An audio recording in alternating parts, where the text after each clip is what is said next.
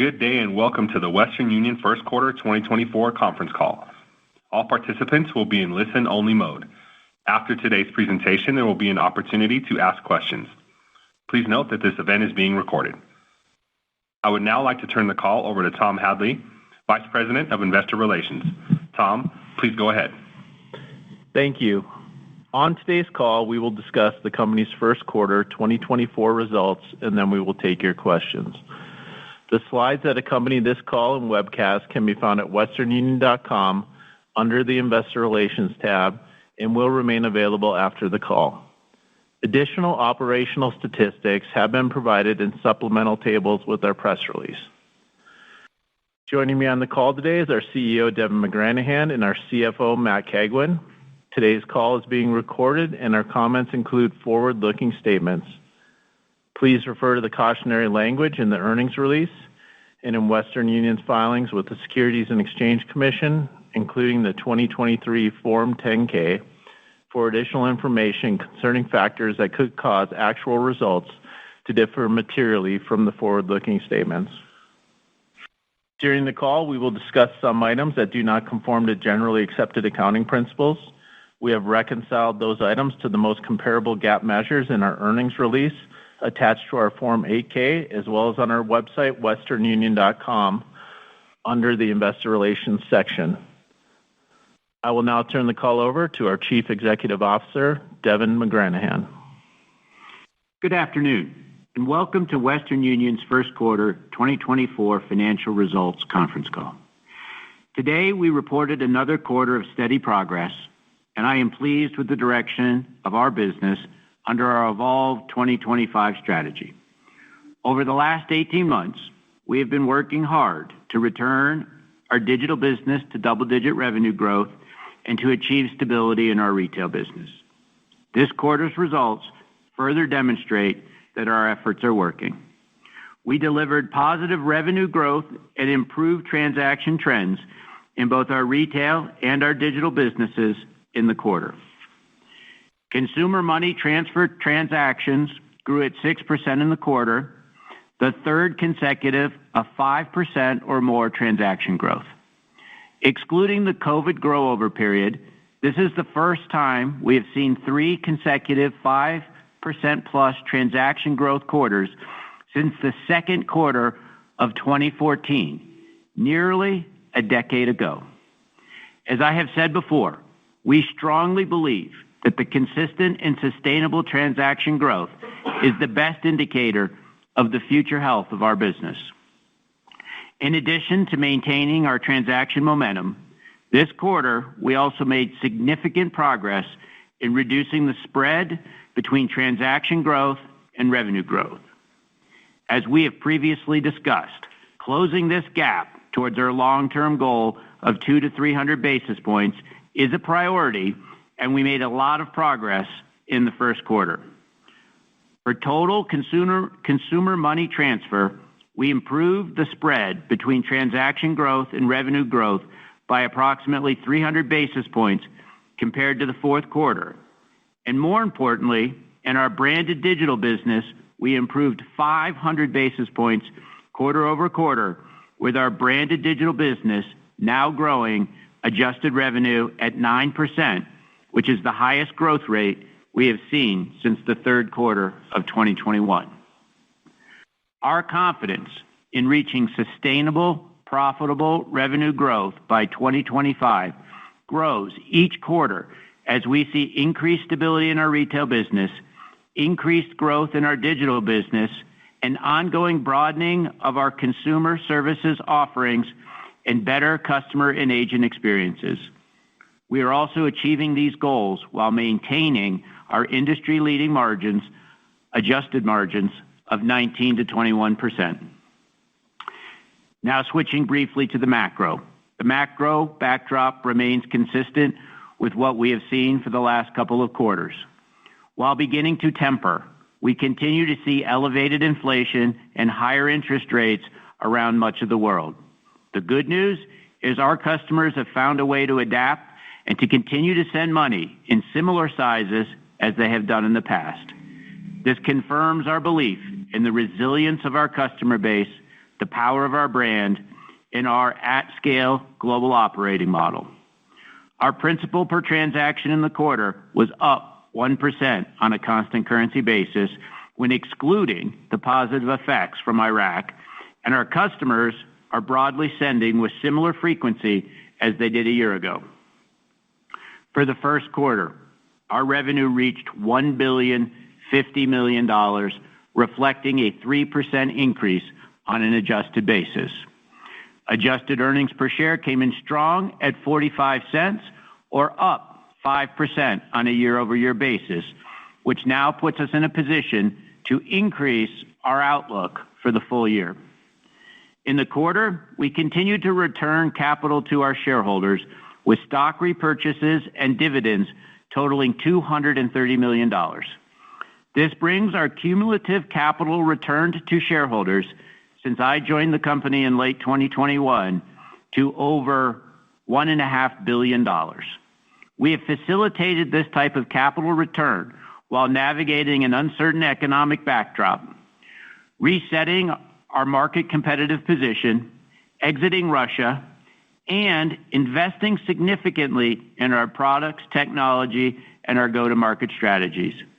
As revenue growth continues to accelerate, we expect to be able to continue to generate strong free cash flows while also investing in our future. Matt will further discuss our financial results in more detail and provide an update to our 2024 outlook later in this call. Over the last year, we have made significant progress on our most important strategic initiatives, including improving our retail operations, updating our digital platforms, elevating our customer and agent experiences, and enhancing our overall value proposition in the marketplace. This focus on our strategic priorities is leading to the improved financial results we reported today.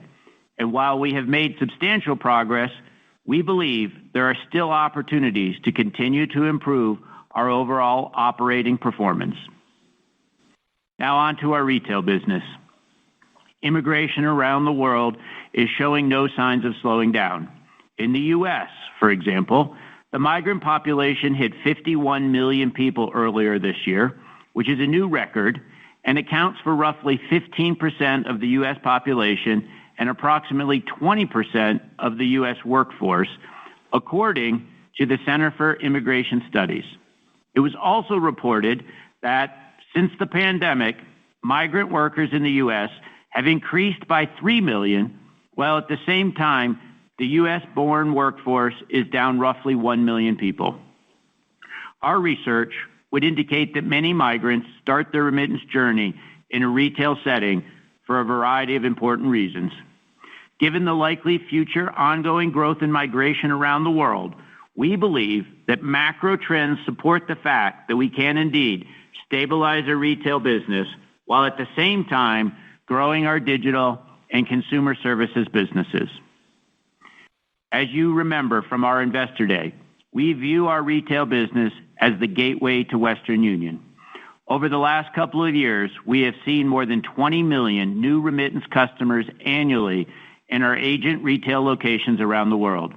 These are 20 million new opportunities to showcase our brand, to build trust, to highlight our improved customer experience, and to start a relationship with our customers that will hopefully last decades. While many new migrants start their remittance journey in a retail setting, over time, a meaningful portion migrate to digital channels as they establish in-market banking relationships. When we provide them with a world-class experience in retail, an attractive value proposition, and a broader set of financial service offerings, we build trust and can grow with them on their financial journey in their new home. Last year, we introduced several point-of-sale improvements, including Remember Me, Quick Resend, and One-Step Refund to improve our customer and agent experiences. I am happy to report that in the first quarter, we processed nearly 2 million transactions using Quick Resend, largely still in North America, which is up from roughly the 500,000 transactions we processed when I first shared the launch of this product in the second quarter of 2023. In recent weeks, we've begun to roll out this functionality to Europe and APAC with the goal of building on the success of the improved customer convenience that we now see in North America. In addition to Quick Resend, we've expanded our one-step refund functionality, which allows agents to process refunds without the need to engage with our call center associates.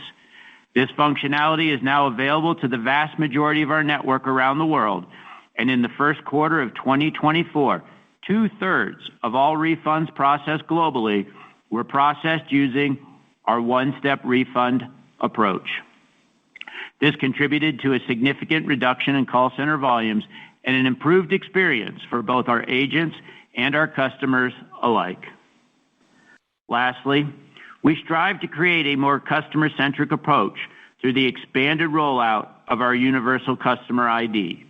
This technology enables one customer profile across our channels for both senders and receivers.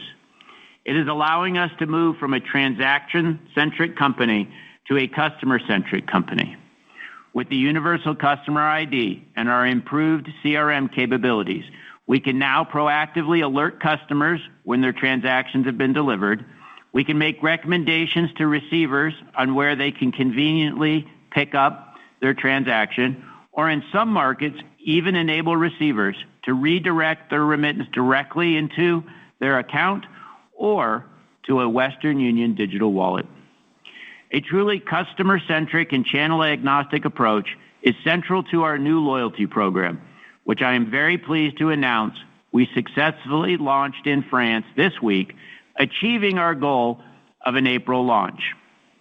Being able to recognize and reward customers across channels for both senders and receivers is something that we are excited about and believe it will help us improve both the engagement and the retention of our entire customer base.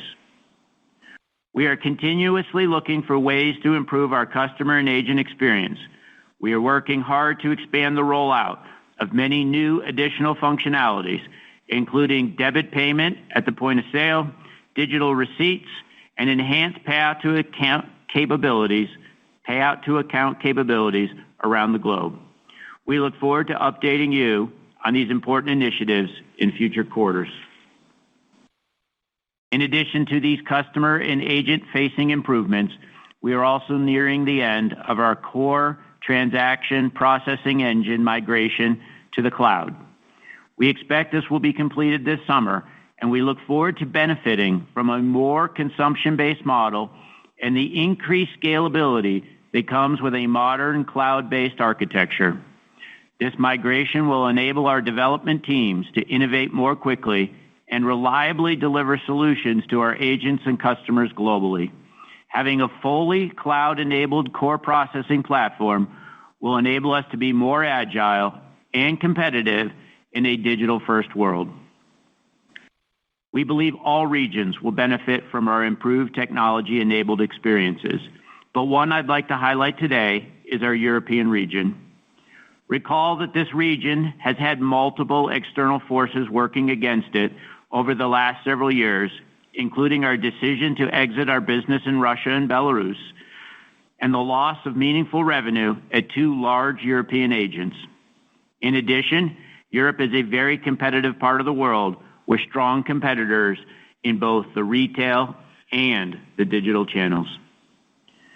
Over the last 18 months, we have been focused on our European operations with the launch of our new digital go-to-market strategy, the expansion of our controlled distribution strategy, the improvement of our value proposition, including dynamic pricing, the launch of our new loyalty program, and the expansion of our product portfolio to include foreign exchange services.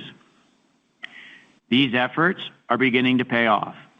In the first quarter, our European region grew transactions at a 5% year-over-year growth rate, a marked improvement from the double-digit declines of recent years, and the first quarter of 5% plus transaction growth since the fourth quarter of 2019. This improvement was accomplished while absorbing the loss of counter service at one of our largest agents in France, which discontinued their FLA supported remittance offering in the fourth quarter of last year. While this agent loss will continue to be a headwind for the coming quarters, the European team did a great job of navigating the situation by extending the contract length by almost 9 months and executing on a remediation plan, which included building up an independent agent network that now totals over 1,500 locations, launching both a digital and kiosk solution for our partner to replace their counter service, and expanding the capabilities of our branded digital offering across the country.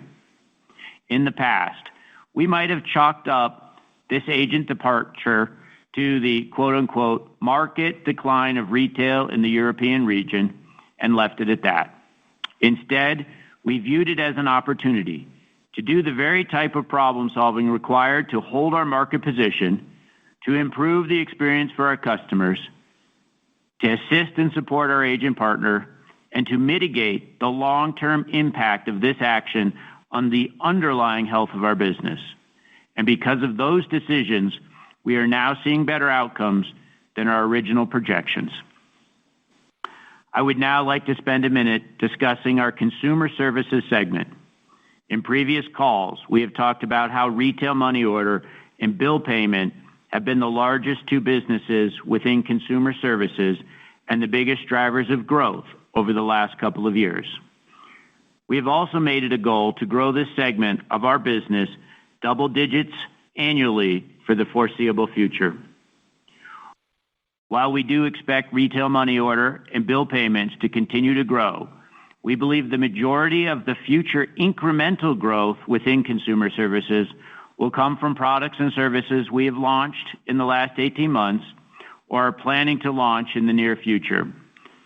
Services like prepaid debit cards, foreign exchange, and the ancillary revenue streams associated with our digital wallets. Within the last 2 weeks, we have launched our second digital wallet-based experience in Latin America with the launch of our digital wallet in Brazil. This is in addition to the wallet we launched in Argentina under our Pago Fácil brand late last year. While both are still early in their evolution, they provide us with a platform to assist our customers with their daily needs, including bill payments, savings, money transfer, both domestic and cross-border, as well as access to point-of-sale payment solutions. Brazil is a unique market for us and one we believe will make for an interesting wallet launch.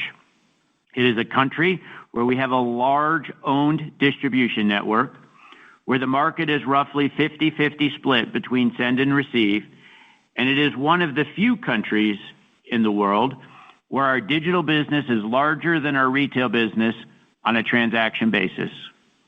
We believe that these characteristics give us the ability to work on the retail to digital escalator, provide unique marketing opportunities, and accelerate our ramp based on our learnings from our recent Argentinian launch late last year. In Argentina, we have successfully onboarded close to 100,000 wallet-based customers now, and I am pleased to see that 38% of all funds into the wallet this quarter came from redirects of inbound remittances. In the most recent month, 35% of our active monthly users did a bill payment transaction. 28% either put cash in or took cash out at one of our retail locations. And our banking partner, Santander, funded 3,000 loans to our customers during the first quarter, a quarter in which we were recognized by Santander with their personal loan award as one of their largest loan originators. We believe this type of wallet-based relationship to our customers will make for a more engaged experience, create a two-sided network, drive affinity to our brand, and ultimately help us improve retention while also driving long-term sustainable and profitable revenue growth in our core business. Finally, I'd like to highlight a new strategic partnership. Earlier this month, we began the launch of our strategic relationship with the Swiss Post, one of the most respected brands in Switzerland. This is a new long-term partnership for Western Union, and we are excited to bring Western Union services to over 700 new Swiss Post locations across the country. Looking ahead, we remain optimistic about our strategic direction and the progress we are making. We are pleased with the change in the underlying trajectory of our business, driven by improved transaction trends across both our digital and retail businesses, while continuing to deliver improving top-line financial results and ongoing strong cash flow. I remain confident that we have the right strategy, the right capabilities, the right team, and the right mindset to achieve our Evolve 2025 goals. Thank you for joining the call today. I will now turn the call over to Matt to discuss our financial results in more detail. Thank you, Devin, and good afternoon, everyone. I'm excited to be here today to walk you through our 2024 first quarter results and our improved financial outlook. I would like to start off by saying how pleased we are with our revenue performance in the first quarter, with adjusted revenue up 3% year-over-year to $1,050 million. Results benefited from ongoing progress of our Evolve 2025 strategy, as well as revenue from Iraq. Please note that there was a positive calendar impact from leap year in the first quarter. Consumer money transfer transactions grew 6% in the quarter, led by continued momentum in our branded digital business, growth in our digital white label business, and continued stabilization of our retail transactions. Adjusted operating margin was 19.7% compared to 20.5% last year, with the decrease primarily related to incremental marketing spend. Adjusted EPS was 45 cents versus 43 cents last year, with the current period benefiting from lower share count, partially offset by higher adjusted tax rate. Now turning to our CMT business. Revenue grew 3% on an adjusted basis, with transaction growth of 6%. Excluding our domestic money transfer businesses, revenue and transaction growth would have been 1 percentage point higher. As a reminder, our domestic money transfer business globally, it now represents 4% of total CMT revenue. Moving to our branded digital business, revenue in the first quarter was up 9%, with transaction growth of 13%. We are pleased with the accelerated revenue growth, which is showing positive momentum. As expected, the spread between transaction and revenue growth rates declined to 400 basis points in the first quarter, compared to double-digit spread in the prior year period. We expect this to continue to bounce around a little in the coming quarters, but we believe that we can exit 2024 at around 400 basis points. Now turning to our regional view. We saw quarter-over-quarter revenue improvements in almost all regions. Leading the way were our largest two regions, North America and Europe. As you may remember, we launched our new branded digital go-to-market strategy in North America in the third quarter of 2022, and we continue to see momentum in this region, with solid transaction growth and sequential revenue acceleration of almost 500 basis points. We also see send amounts with North America principal per transaction up 1% year-over-year, which is further proof of our customers' ability to navigate the high inflationary environment that they have experienced in recent years. I'm highlighting North America, but we are also seeing positive trends in other parts of the world and are excited about the progress we're making globally. Now moving to our retail business. As Devin mentioned earlier, we have maintained stable transaction trends for the third consecutive quarter as we continue to deploy operational improvements and optimize our network. We are also seeing transaction stability or growth in 3 of our 5 regions and continue to work to enhance our agent and customer experience while improving our value proposition in the marketplace. Europe and CIS led the improvement in retail transaction trends in the first quarter, with transactions growing mid-single digit. We are seeing strength across a number of markets led by Spain, which was fueled by strong growth in transactions at Western Union's owned and concept stores.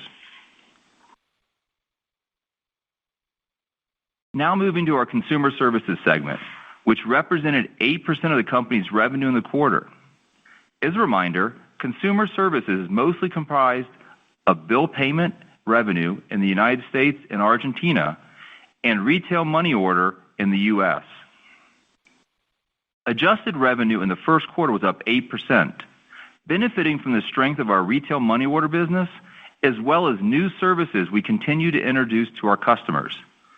As we ramp up these initiatives, we believe that we can grow Consumer Services in the double-digit range going forward. As Devin mentioned, we expect most of our incremental growth to come from new or expanded products such as our wallet, prepaid card, lending partnerships, and foreign exchange.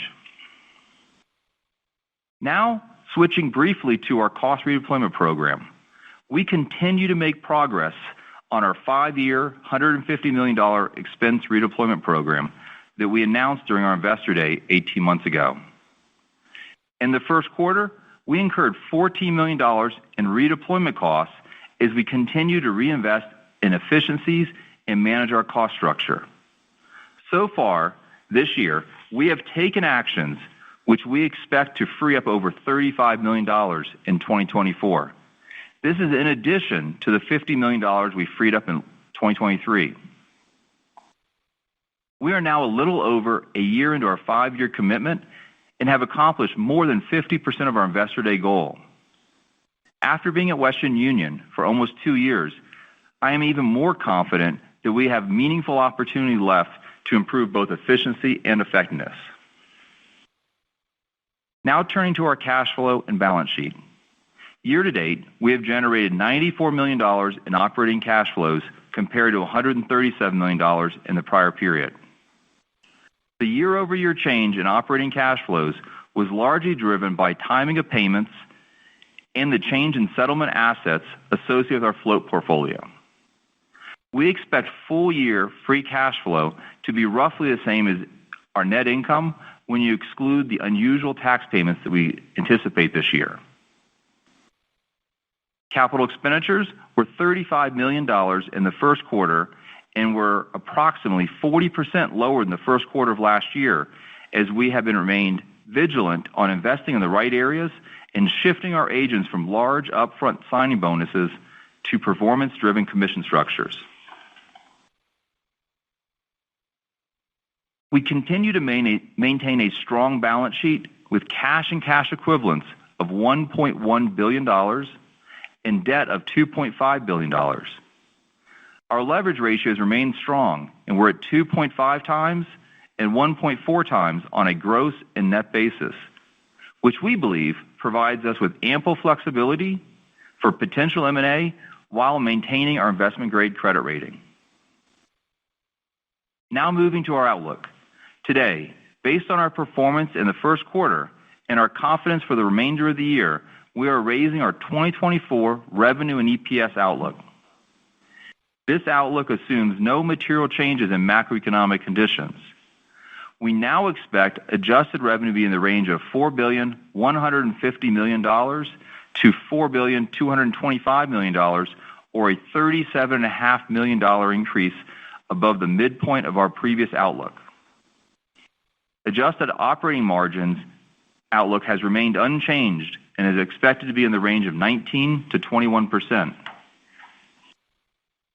And lastly, adjusted EPS is now expected to be in the range of $1.70 to $1.80, or a 5-cent improvement in our previous outlook. As a reminder, our 2024 second quarter growth rate will be lower sequentially as we have benefited from leap year in the first quarter of this year, and our second quarter last year had a large benefit from Iraq. The situation in Iraq has continued to be fluid, but we have solved some of our operational issues, which we believe will enable us to be around the upper end of our estimate for Iraq of $50 to $100 million this year. To recap, we are off to a great start, and we are confident in the trends that we were seeing in the first few months of the year, as well as the progress we are making towards our Evolve 2025 strategy. Thank you for joining our call today, and operator, we're ready to take questions. We will pause momentarily to compile the Q&A roster. As a reminder, each person is allowed one question with one follow-up question. All participants will be in listen-only mode.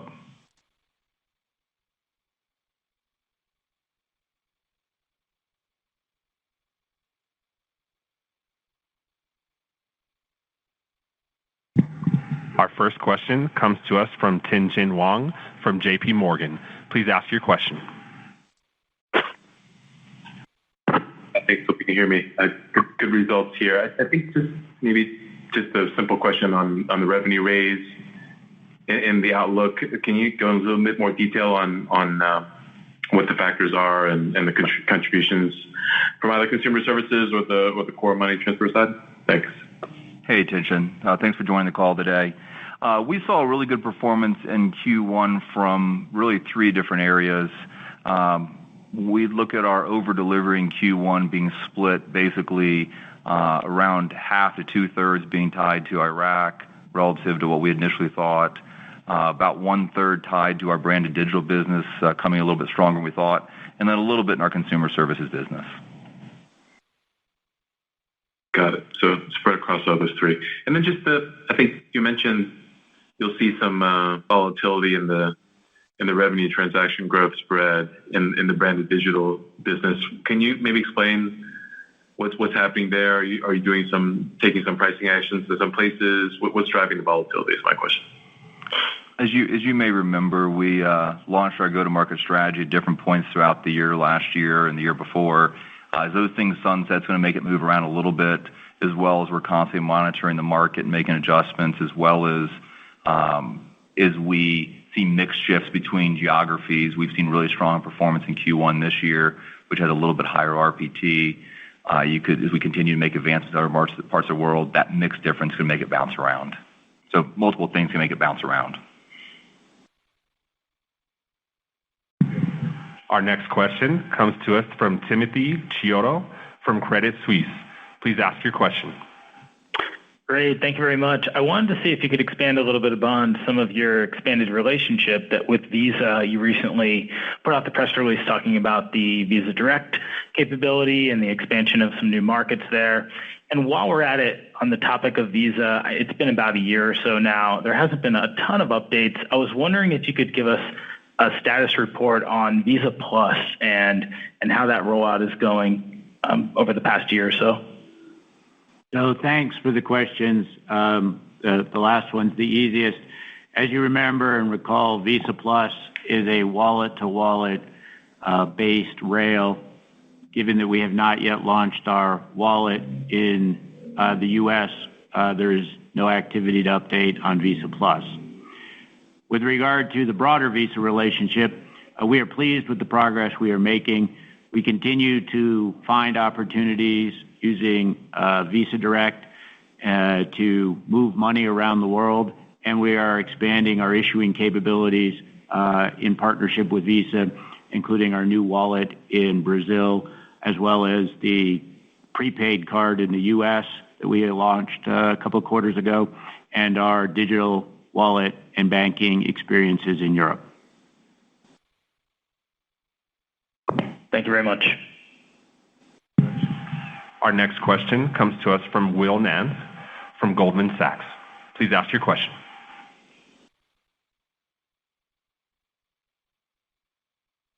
Hey guys, appreciate you taking the question. There are a couple of updates on some of the kind of tech initiatives that were maybe live in one market and live in another market. And I just thought it might be a good time to spend some time on some of the technology initiatives that you have that maybe are less visible to the customer. You've mentioned a couple of things that are or have been pushed out to every market. So just wondering if you could kind of update us on sort of the tech stack initiatives and kind of simplification of your internal infrastructure, and what that has done to kind of the ease of deployment of some of these new products and features across every geography globally. It sounds like you've been able to do that on some of the more recent product launches.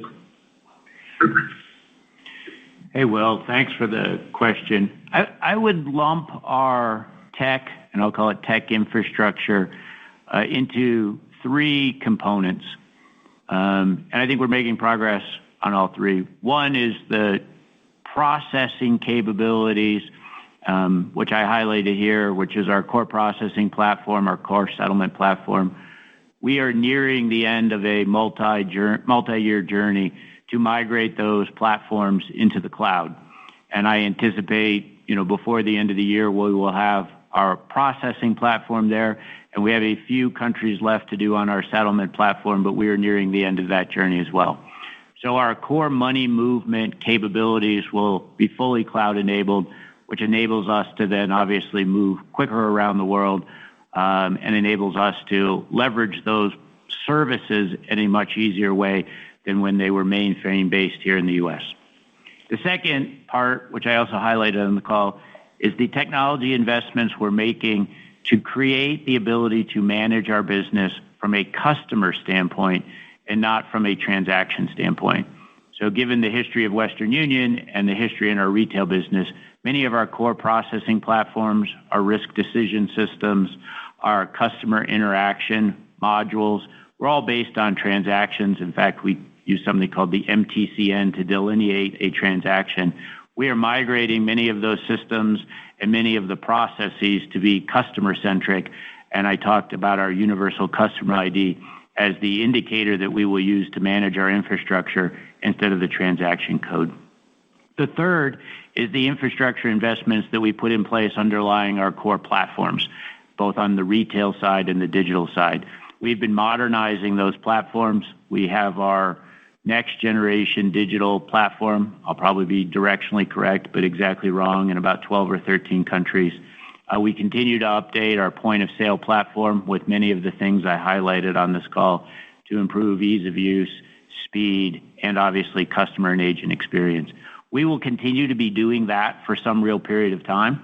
We see ongoing opportunities to update those front-end platforms, both to improve customer experience, but also to make them more seamless and easy to deliver around the globe.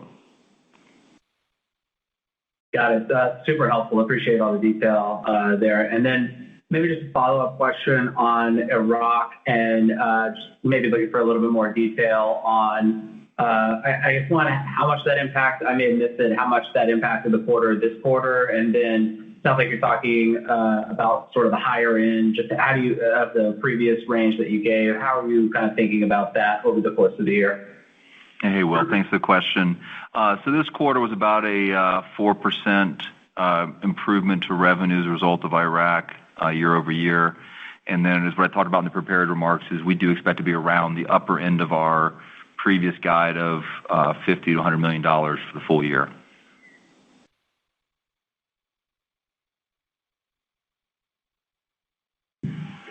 Our next question comes to us from Andrew Schmidt from Citi.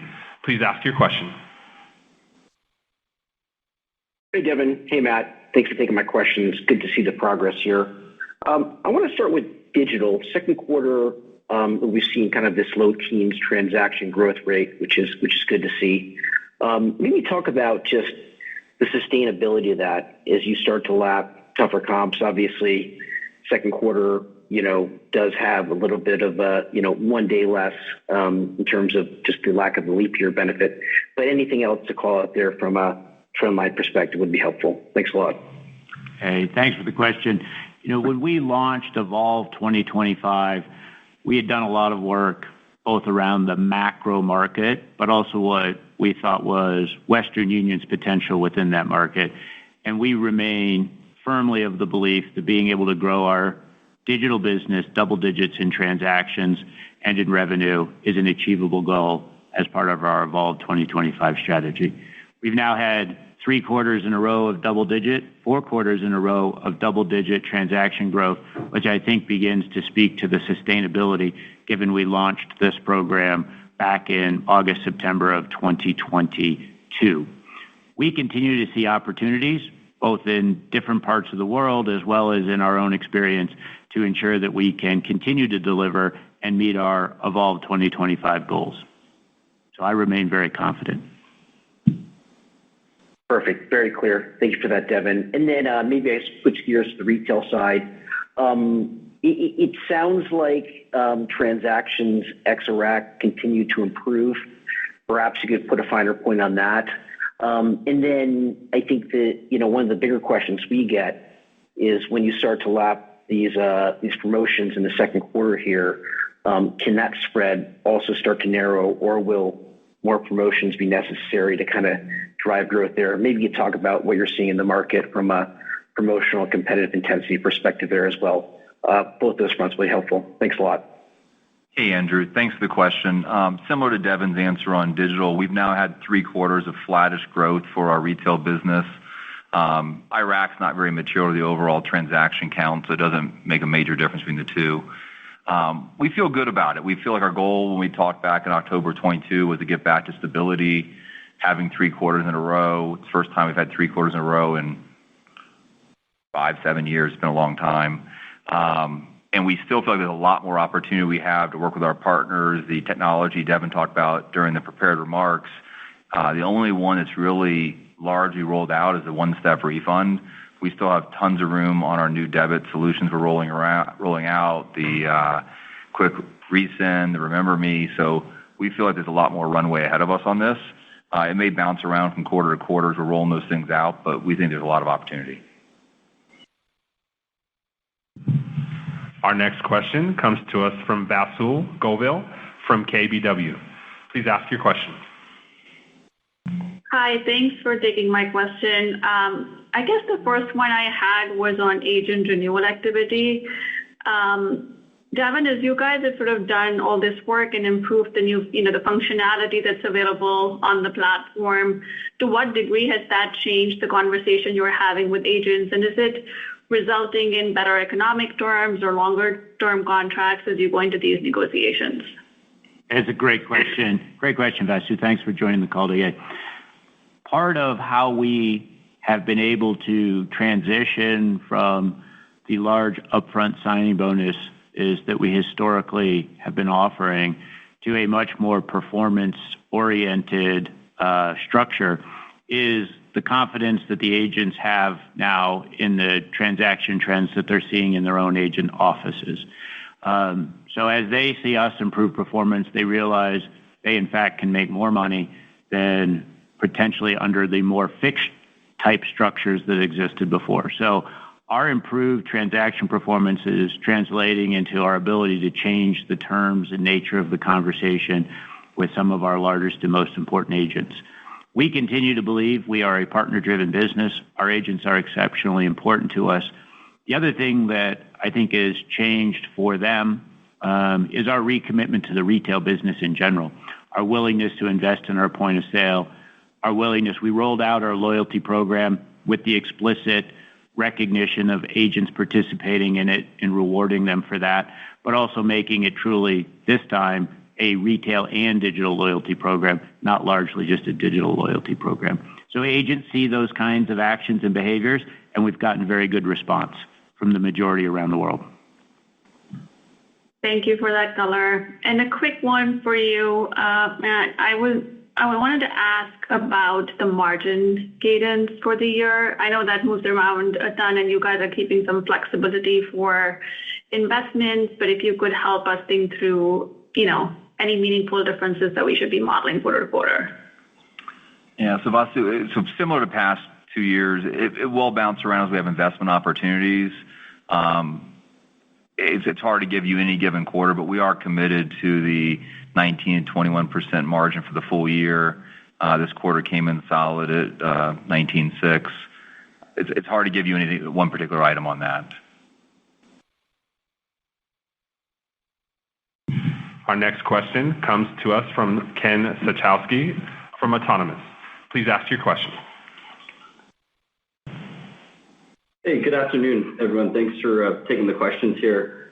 Can you just unpack the drivers behind that spread narrowing in the digital branded business. I'm curious what you guys are seeing when you look at the data, whether it's by geography or cohort, or any other factors that you evaluate.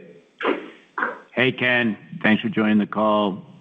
I think we have been messaging for a couple of quarters now that the spread would close, and it would close based on how we rolled out the program. And so as we continue to lap the rollout of the program, and we talked about historically how we did that by region, U.S. first, then Europe, then kind of rest of the world, finishing with Australia sometime in the mid to late summer of 2023.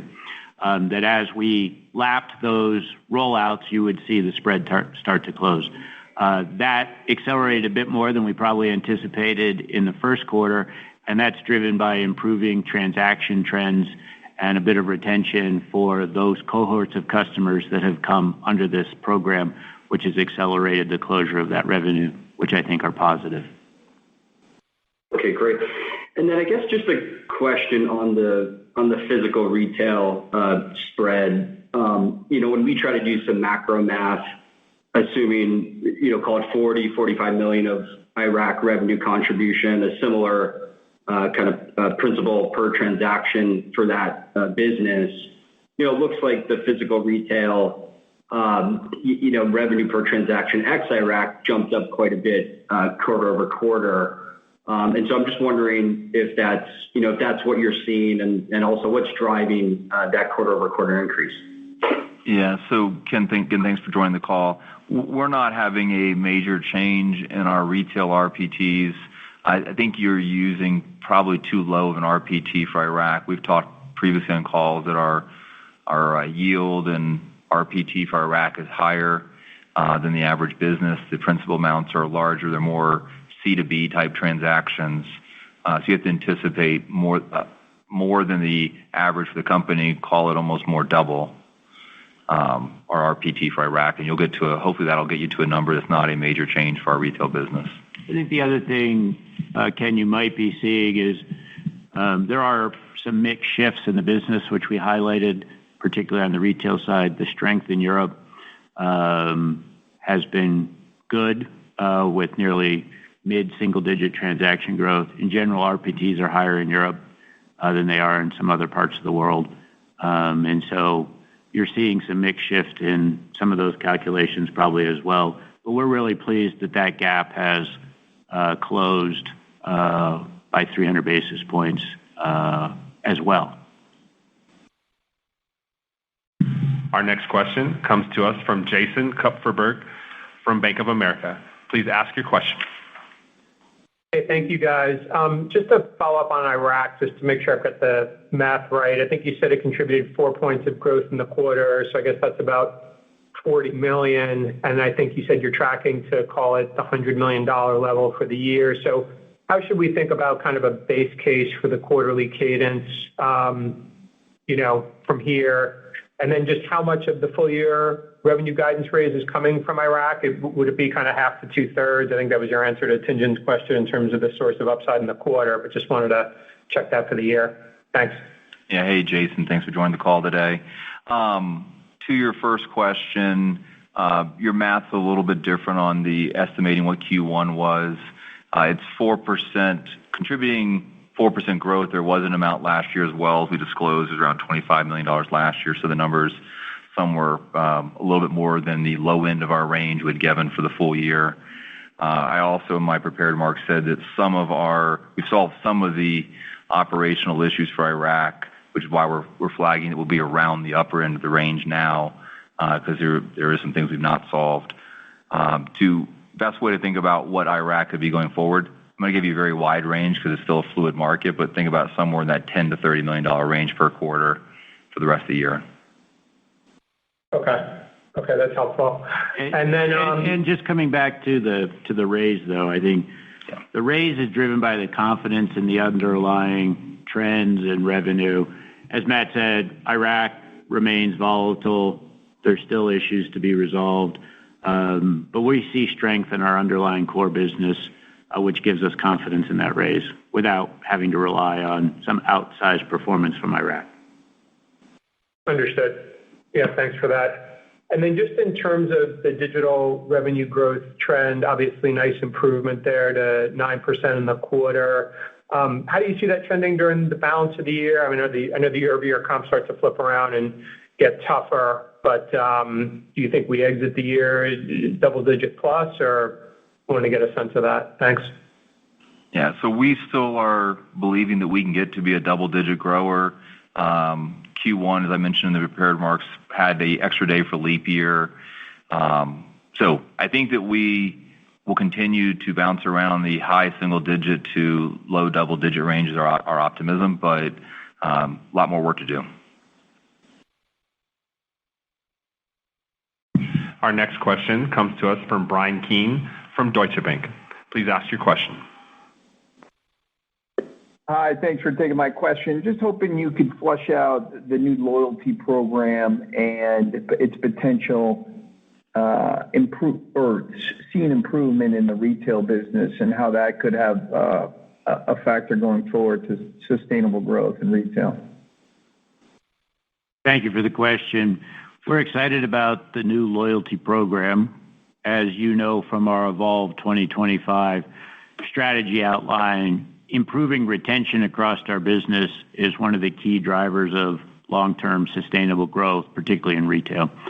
And so we are focused on recognizing our customers at every point of interaction, and then for our best customers, rewarding them for their loyalty over time. Our prior loyalty program was not terribly effective in the retail environment. It was exceptionally hard both for agents to administer and for customers to redeem. It required a code and a special sequence of actions in order to do that. We've actually changed the program. It's now customer-based, regardless of channel. It will allow a customer to earn a reward after 5 transactions and to seamlessly redeem that reward on any transaction, whether that is online or at a retail location. And we're providing incentives over time to our agents to participate and help us grow that program and obviously loyalty with our retail customers. Got it. And just a follow-up question I had thinking about the spread, but I want to think about the spread ex-Iraq. So maybe you could just give us the numbers ex-Iraq on the spread, and did that close at all from last quarter? It seemed like it was pretty similar gap there between revenue and transactions. The digital business closing spread that Devin talked about has no Iraq in it. Iraq's all within the non-digital business. So yes, it closed without it.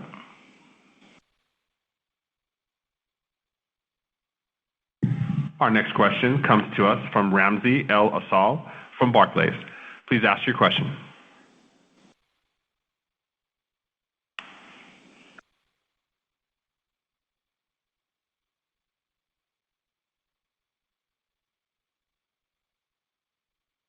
Ramsey, there?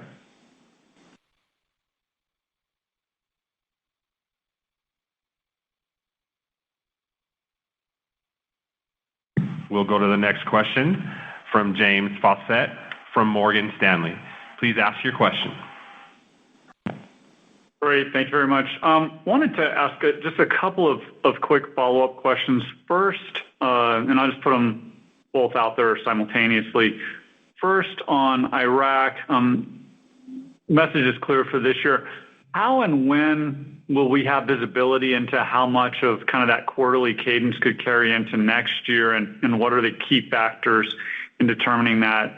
And then, obviously your expected growth for multiple years in consumer services is quite compelling, but I'm wondering how we should think about the evolution of profitability and how closely that may track consumer services and the profitability of those services. Thanks. Hey, James. Thanks for joining the call today. I'll tackle the first question on that on the Iraq side. We think it's a fluid market, so it's hard for me to tell you what's going to happen in Q1 of 2025, but we have now made some meaningful progress to stabilize some of the operational issues. It's come down to a more repeatable amount over the last couple months. So we feel optimistic this thing could last a while. That's why we've rolled it into our guide and didn't overly emphasize it in our prepared remarks today. So we do view it as hopefully a sustainable part of our business in that range of $10 to $30 million a quarter. On the second question with regard to consumer services, as you saw in the prepared remarks and on the slides, there's a wide range of products and services that we are working to deliver with varying margin profiles. We remain committed to grow consumer services at margins that are consistent with the overall company, if not better. So we do not expect consumer services to be margin dilutive over time, and we are hoping particularly for some of the higher value products and services like debit interchange and the prepaid cards, as well as some of our investments that are coming to fruition around foreign exchange could yield better margins than our core transactional business in some cases. Well, appreciate that. Thanks to both of you. Awesome. Thanks for joining. There are no additional questions in the queue at this time. Thank you for joining the Western Union First Quarter 2024 conference call. We hope you have a great day.